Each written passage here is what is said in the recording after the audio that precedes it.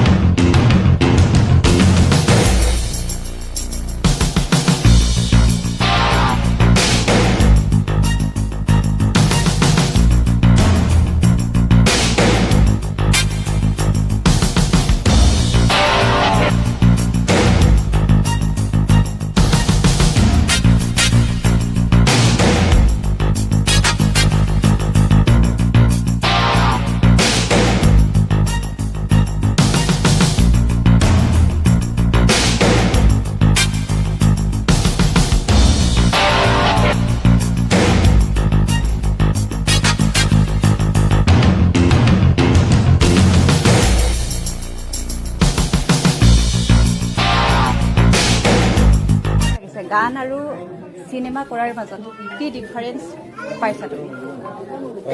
Thank you. বাকী very excited, আজি বহুত এক্সাইটেড হৈ আছোঁ। আৰু গান প্ৰথম মোৰ পৰিচয় গানেৰে মোৰ পৰিচয়টো। বাকী অভিনয়টো ট্ৰাই কৰি আছোঁ, চেষ্টা কৰি আছোঁ। ভাল পাওঁ যিহেতু কালচাৰটো ভাল পাওঁ কাৰণে গানো ভাল পাওঁ, অভিনয়ো ভাল পাওঁ আৰু শিকি আছোঁ। আৰু প্ৰথম আনৰ প্ৰডাকশ্যনত কৰা মা-অঞ্জলি প্ৰডাকশ্যন প্ৰথমবাৰৰ কাৰণে কৰিছোঁ। বাকী মই নিজৰ প্ৰডাকশ্যনত কৰোঁ, কিন্তু সত্যতাই ক'লে আহিব লাগিব, এবাৰ কৰিব লাগিব। আৰু যিহেতু ছাৰ আছে আমাৰ দিবাকৰ ছাৰ, সত্য, চিত্ৰ, বিনোদ কাই, সকলোৱে ডাঙৰ ডাঙৰ অভিনেতাবোৰ আছে, অভিনেত্ৰীবোৰ আছে। তো চেষ্টা কৰিম যিমান পাৰোঁ। আৰু ভাল লাগিছে। আৰু specially thank you so' much সত্যতাই, মা-অঞ্জলি প্ৰডাকশ্যন মোক চান্স দিয়াৰ বাবে। স্পেচিয়েলি ইয়াত কি মেছেজ থাকিব মিচিং সমাজৰ হয় বা কিবা তেনেকুৱা ছ'চাইটিলৈ এটা মেছেজ থাকিব বুলি আশাবাদী? মেছেজ আছে। বাকী আমাৰ প্ৰডাকশ্যনৰ মানুহে বেছি গম পাব। বাকী মই স্ক্ৰিপ্টটো চালোঁ, স্ক্ৰিপ্টটো ভাল লাগিছে কাৰণে আমি চবেই আহিছোঁ।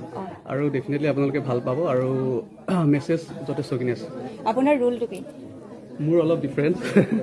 বাকী মই এইবাৰ বেলেগ এটা কেৰেক্টাৰ আপোনালোকে দেখা পাব। আপোনালোকে দেখা পাব অলপ চিভিল ছাৰ্ভিচৰ কেৰেক্টাৰ প্লে কৰিছোঁ। গান অকণমান গাবা নি? যিহেতু তুমি এইখনটো গান গাবা। আজি গানৰ মুডটো এক্টিং কৰিব আহিছোঁ, বেলেগ এদিন ভালকৈ গাম। ঠিক আছে, অ'কে।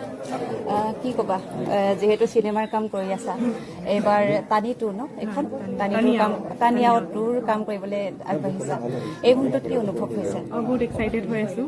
লগতে যিহেতু আমি এতিয়া টিম হয়, নিজৰ কেৰেক্টাৰ এটাও আছে, এটা দায়িত্ব আছে বুলি ক'ব লাগিব। সেই দায়িত্বটো পালন কৰিব লাগিব। আৰু আমাৰ ইয়াৰ চিনেমাখনত বহুতো আমাৰ ছিনিয়ৰ্ছ আছে, মইতো উঠি অহা ছোৱালী হয়, তেওঁলোকৰ পৰা কিছুমান বস্তু শিকিবও লাগিব। আৰু প্ৰথমবাৰৰ বাবে সত্যজিৎদাৰ মা-অঞ্জলি প্ৰডাকশ্যনত কাম কৰিম, সেইবাবে আৰু এক্সাইটেড হৈ আছোঁ। ৰোলটো কি? ৰোল মোৰ এতিয়া ছাছপেন্সত ৰখাটো ভাল হয়।